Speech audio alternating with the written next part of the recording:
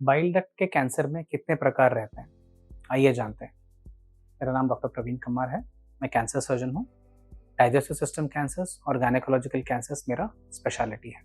दोस्तों, इस वीडियो में हम डिस्कस करते हैं कि पित्त की नलकी मतलब बाइल डक्ट के कैंसर में कितने टाइप्स रहते हैं।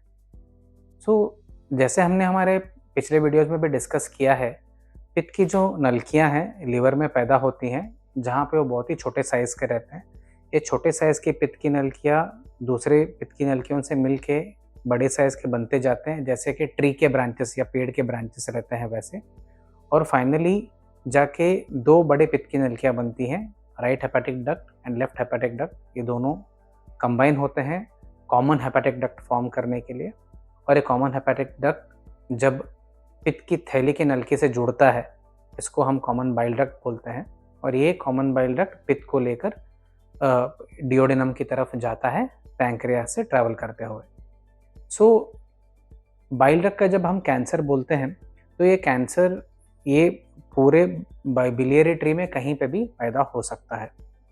तो जिस जगह पे ये पैदा हो रहा है इसके हिसाब से बाइल डक्ट के कैंसर को अलग अलग टाइप में हम डिवाइड करते हैं।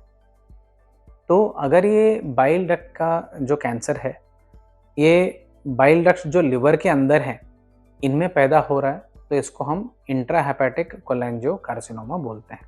अगर समझ लीजिए ये जो बाइल डक्ट का कैंसर है, ये लिवर के बाहर है और जहाँ पे जो ये दो मेन नलकियाँ आके जुड़ती हैं, राइट साइड का जो पित्त का नलकी है राइट हेपेटिक डक्ट और लेफ्ट साइड का जो मेन पित्त की नलकी है लेफ्ट हेपेटिक डक्ट, ये जहाँ पे जुड़ते हैं वो जंक्शन के इर्द गिर्द में रहते हैं, तो हम इसको पेरीहाइलर कोलेंजियोकार्सिनोमा बोलते हैं या हाइलर कोलेंजियोकार्सिनोमा और क्लैटस्किन्स ट्यूमर भी बोलते हैं।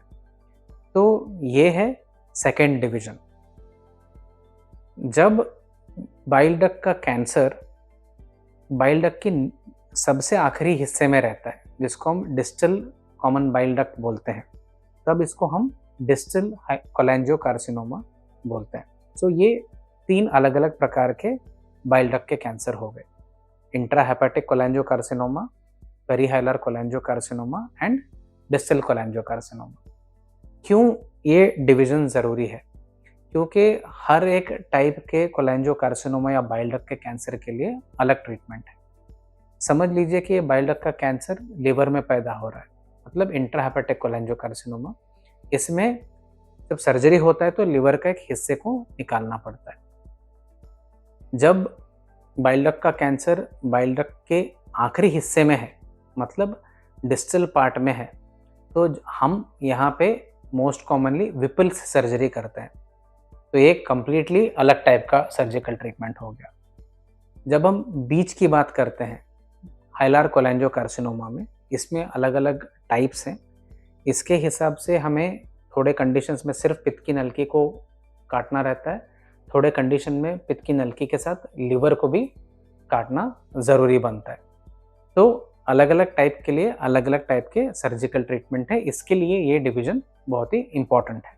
CT scan, MRCP and ERCP या PTBD विथ PTC, ये ऐसे टेस्ट हैं जहाँ पे हमें यह आइडिया आता है कि किस प्रकार का बाइल डक्ट का कैंसर है, जिससे एक अंदाज़ा लगाया जा सकता है कि किस प्रकार का सर्जिकल ट्रीटमेंट इनमें पॉसिबल है। ये टॉपिक के ऊपर आपको और भी सवाल हैं या डाउट है तो हमें डेफिनेटली कमेंट्स में लिख के बताइए, हम इन डाउट्स को क्लियर करने की कोशिश करेंगे। Thank you very much.